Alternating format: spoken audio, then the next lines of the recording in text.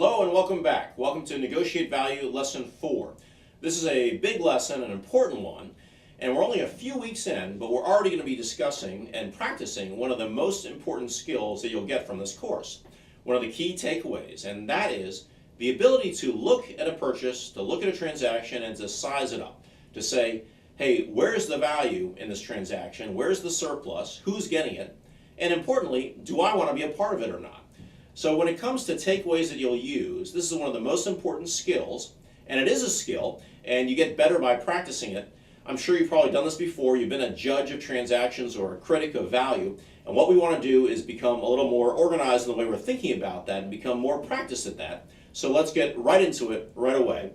And we went through in the lesson examples of different types of transactions, and we showed you a chart basically looking like this, which is different types of transactions where the value ends up in different places. So one of them that we described as an example was buying aspirin.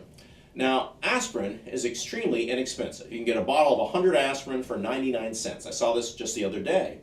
That's less than a penny a pill, but when you have a bad headache, it's incredibly valuable to get a few aspirin, right? Is it worth 3 or 4 cents to cure your bad headache? Of course it is.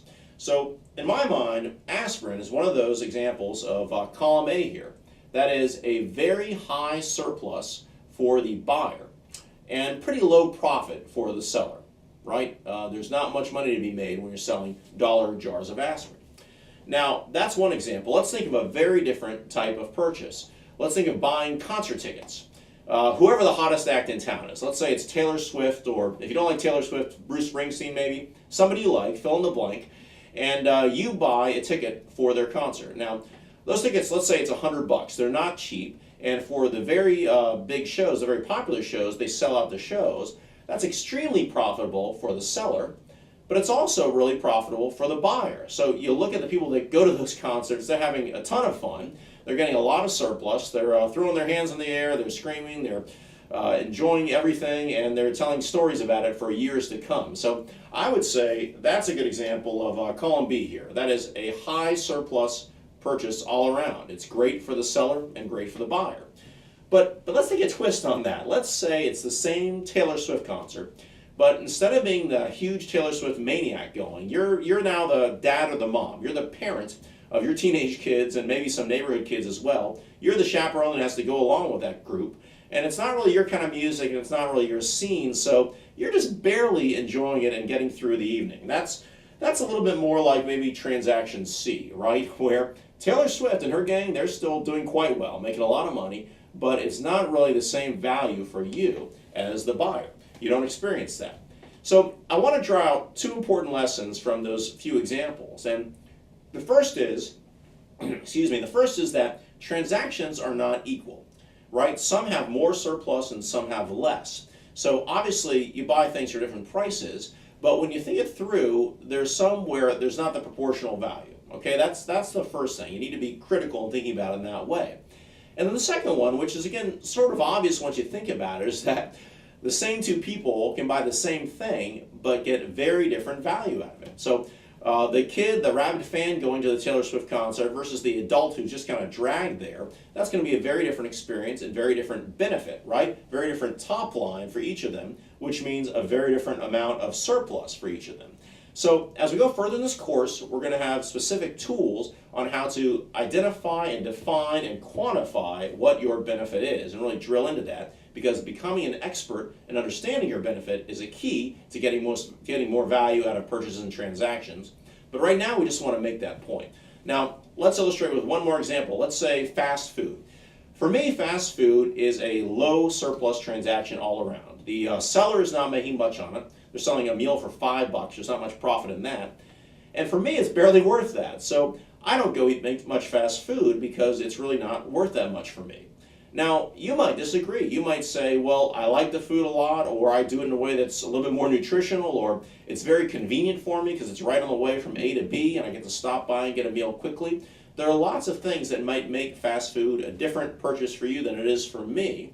And that's kind of what I want to do, is engage you in this process of thinking about transactions, thinking about where the value is, where the benefit is, where the cost and profit is for the seller, and then deciding, hey, is this a good one or a bad one? Or in what contexts is it good or bad? Because it might even be different for you in different contexts. So this is the process of becoming a value critic. You want to be a judge. You want to be a value critic, to be very judgmental, to be able to look at these transactions you see every day, many of which you participate in, and to say, hey, this is where the value is for me. Now, there's a difference between being a critic and a cynic. And I want to bring in a classic quote from Oscar Wilde. He defined a critic as someone who knows the cost of everything, but the value of nothing. Now, that's an old quote, right, from a long time ago, but it's interesting to think of that in the context of our value bar chart, because Oscar Wilde said a cynic knows the cost of everything, but the value of nothing. All right, so what we want to be is not cynics, but critics. We want to understand the value of things, the benefit, but also understand the cost so we can make good judgments. So that brings us to the homework, and we're going to go through that really quickly now. Let me pull up my piece of paper. And the assignment was to list several purchases that your company had made over the last year, or really any given period of time, just as long as you can remember them well. And then what you're going to do is rate the surplus for the seller, for the buyer, and then overall. So the first one I wrote down was getting paper and pens at the office supply store. Just some basic office supplies. I know for the seller, they don't make much money off of that. And candidly, for me as the buyer, I mean, I had to buy it, I had to use it, but it wasn't really a high value purchase for me. And so I'm rating that as a low value purchase overall, low surplus. And that's really it. That's the basic for the homework. But let's take a few more examples and look at this, the ones that I chose. And the second one I'm going to do is a sponsorship. This is an investment I made last year in sponsoring an event. And you know what? It didn't work out that well. In fact, I'd say it was worth less than I paid for it. So that's a negative value for me. Not so good. The seller profit was high. The seller did just fine on selling to me and also on the whole event overall. So don't need to worry about him. So I'd rank that transaction as a seller transaction, right, where the seller captured the surplus. Now, in contrast, let's look at my laptop. I love my laptop. I bought it last year. I use it every day for multiple hours. For me, it's extremely high value. Honestly, if I had to pay 10 times as much for that laptop, I'd probably still buy it because I use it so much and it's worth so much. Now for the seller, it's a pretty cutthroat market. They don't have great margins on these laptops, so for them the surplus was pretty low. So that is one that's weighted in the buyer's favor. Let's take a look at a sell plan, so your sell minutes. And for me personally, I don't think this is a great value. I don't get that much benefit out of it because I'm not using it very much, but I have to buy it. For the seller, I know that's high margin. That is, they've got their network, and when they sell one more subscription to me, that's almost all profit. So that's another transaction that favors the seller. And then we'll end with kind of a happy story, which is my IT consultant who does incredible work. I love what he does. To me, it's worth even a lot more than he charges, so I'm not sure I want to tell him that. But it's worth a lot, and but he feels good about it too because he's charging a fair rate. He really likes the projects. He gets to use some of our work as examples to his other clients, and so overall, that is a high surplus transaction. Okay, so that's my homework, and that's pretty much it. What you want to do is take a few transactions, run through them, and classify them basically along the lines of this classification, these categories of where the value is.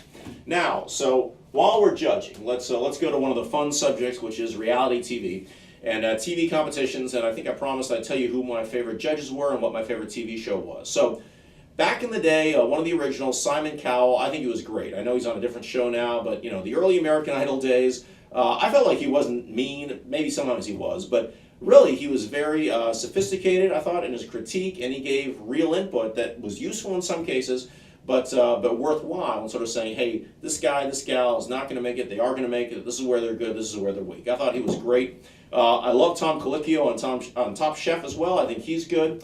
Let's see, who else? Michael Kors on Project Runway. He seems good. I just don't understand fashion at all, so I take it on faith that he's a good judge, but I don't really know him.